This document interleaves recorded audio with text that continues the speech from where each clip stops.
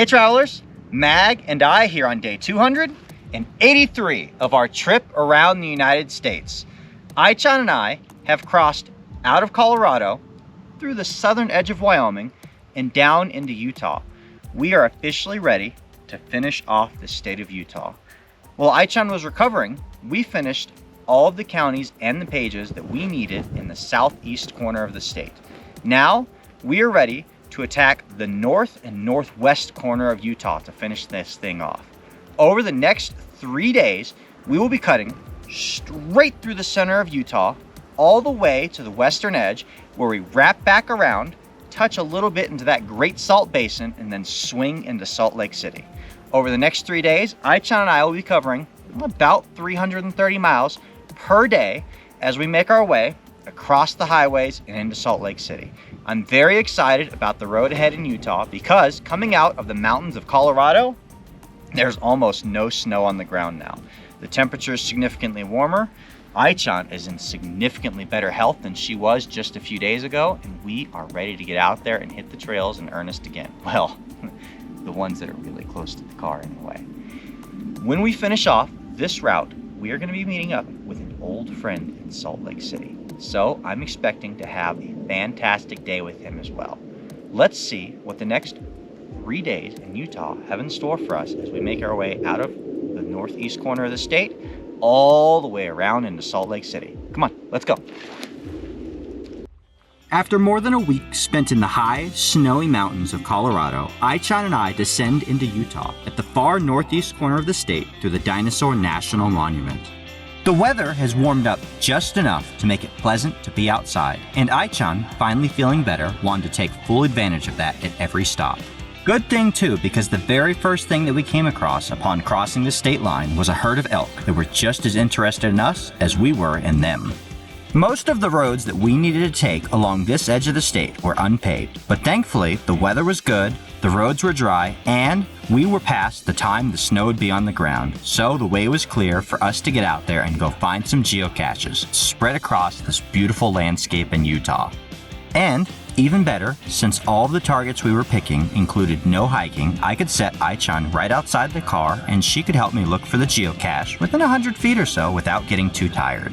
Utah, like most of the western states, features counties that are far larger than the corresponding DeLorme pages, meaning that the pages are really what are fueling our adventure across the state. As if finding geocaches in some of these far-flung pages wasn't difficult enough though, the DeLorme challenge for Utah allows for no micros in the challenge. All qualifying geocaches must be bigger than a film canister. Aichan and I could not stop off for just anything, having to pursue larger geocaches as we made our way across the state. The entire time that Aichan and I were exploring this corner of the state together, we had the roadways entirely to ourselves. It felt like there were no other people at all in this part of Utah, which made it that much bigger of a surprise when we came across the world's largest fishing fly. This 32-foot long, 3-ton fishing fly immediately caught our attention. Straddling the border between Wyoming and Utah, which coincidentally is the route we are taking, you will find the Flaming Gorge Reservoir. The reservoir extends upstream for more than 90 miles, providing an optimal resting place for migratory waterfowl, including geese and ducks. The canyons and cliffs running around the edge of the lake provide a fantastic nesting site for ospreys and falcons, and a place for bald eagles to overwinter. Making your way around the lake, there are several places to be able to stop off and enjoy the view out over the water. While there was certainly not an overabundance of easily accessible containers that were small or larger in this part of Utah, there were at least a couple of options that Aichan and I could get to without having to get too far away from the car. Coming out of the Flaming Gorge, Aichan and I begin to make our way steadily south toward Vernal using Highway 191, the National Scenic Byway. This route takes us up and over the Uinta Mountains, which is a chain that extends from east to west through Utah, Wyoming, and Colorado. Only about 100 miles east of Salt Lake City, this range is unique for being the highest range in the contiguous United States that runs east to west, with peaks that range from 11,000 feet to over 13,000 feet. Ai-chan and I were feeling every bit of that elevation as we continued to climb steadily higher and higher into the mountains, with the snow getting deeper and deeper on the ground. We were very pleased to find that despite the snow being above our waist in some places, the roads were free and clear the entire way through.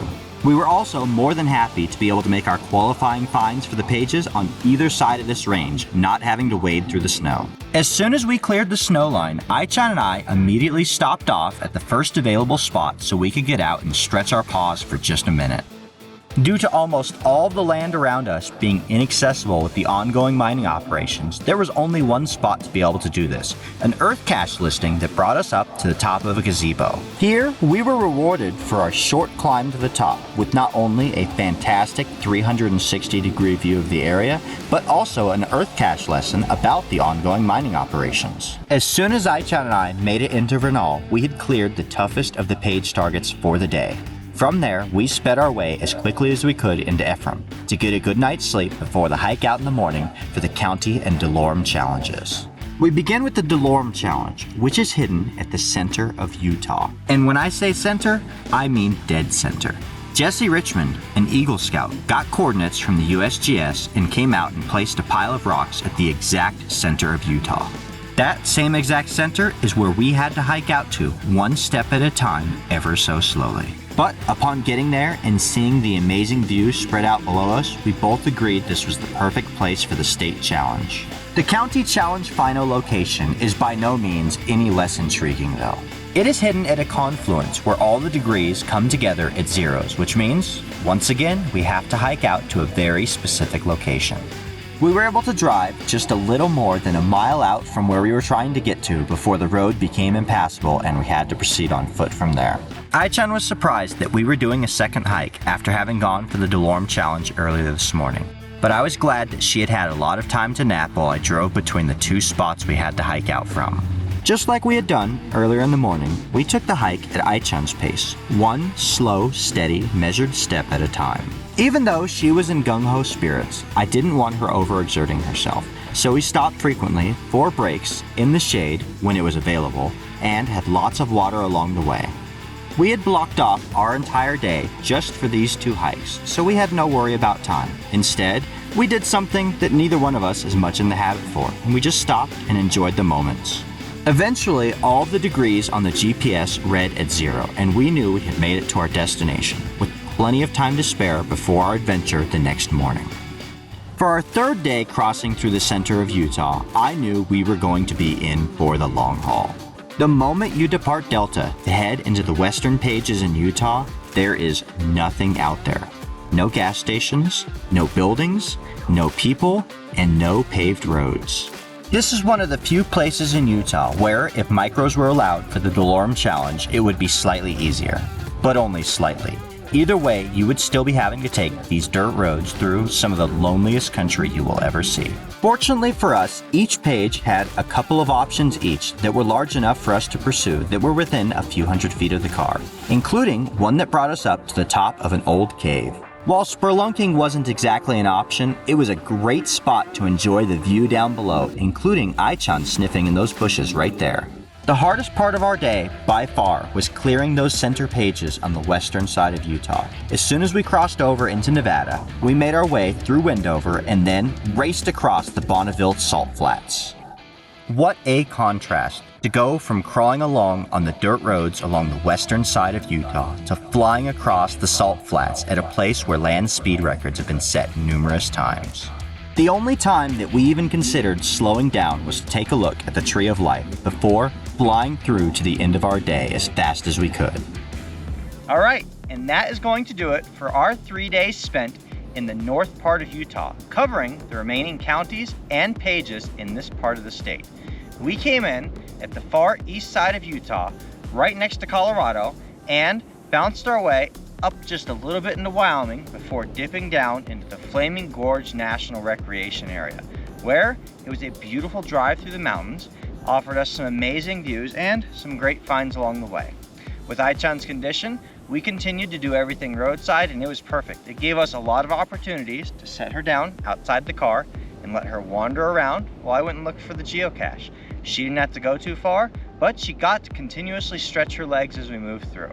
What we ended up doing was taking what should have been a little more than 300 miles per day and condensing those miles in the center day so that we could take pretty much all day long to do the DeLorme and County Challenge finals for the state of Utah, because both of them required a little bit of hiking. I'm glad that we did, because it pretty much took us all day to do both of those hikes, and in time got to squeeze in our YouTube live session in the middle. That meant that on both days on the sides of that, we had more miles to cover and some very lonely roads out here in Utah. Most of the population in the entire state is located right along that center strip, moving north to south. As soon as you get toward the eastern side of Utah or the western side of Utah, the people disappear. For the most part, as we've been traveling through western Utah today, I felt like we had the entire place to ourselves. We didn't see another car pass us even one time the whole time that we were out on those dirt roads, moving through those last few pages we needed on the west side of the state. And it was a pretty great day, because once again, anytime Mai-chan wanted out, we could stop anywhere we were right in the middle of the desert and let her on out. Thank you guys for continuing to tune in as Ai-chan and I work toward closing out our journey around the United States. Like this video, subscribe to stay tuned for updates, and we'll see you out on the trails.